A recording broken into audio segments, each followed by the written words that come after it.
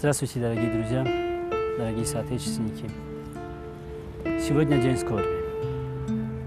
Последние пару дней я читаю в социальных сетях о новых конфликтах, о новых ссорах, которые происходят между нашими братскими народами. Первым делом я хочу выразить свои глубочайшие соболезнования родственникам тех людей, которые потеряли своих очень близких. Я знаю, это очень плохо. Это очень скорбно. Примите наши соболезнования. Но другим делом я хочу обращаться к киргизскому народу, нашим соседям, нашим братьям. Дорогие друзья, ссоры, конфликты – это не решение. Это не решение, это не путь решения вопросов. Вместо того, чтобы делить землю, нам нужно просто делить радости,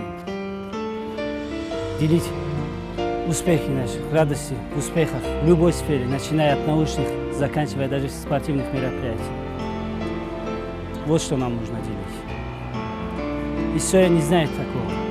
Не было в истории такого, чтобы братские народы между собой делили землю и из-за этого убивали друг друга. Ведь война и использование оружия – это всегда было последним методом разрешения конфликтов. Ведь в любой семье между братьями бывают ссоры, конфликты.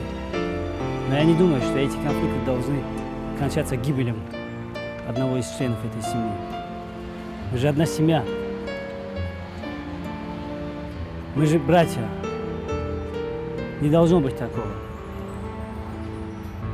Я из своей истории могу сказать, что мы радуемся любой победе, любым успехам братского народа Киргизии.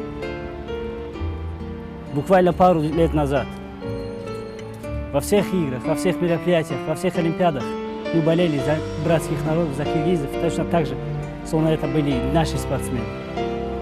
Или та же самая игра КВН, когда Азия Микс выиграла. Мы очень сильно радовались. Каждый член нашей семьи просто смотрели, сидели и смотрели и болели именно за эту команду из Бишкека. Дорогие друзья, я хочу призывать вас объединить усилия.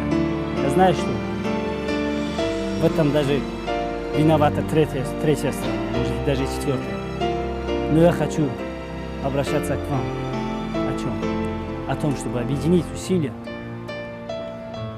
и выявить всех виновных и причастных к этому делу и привлечь к уголовной ответственности.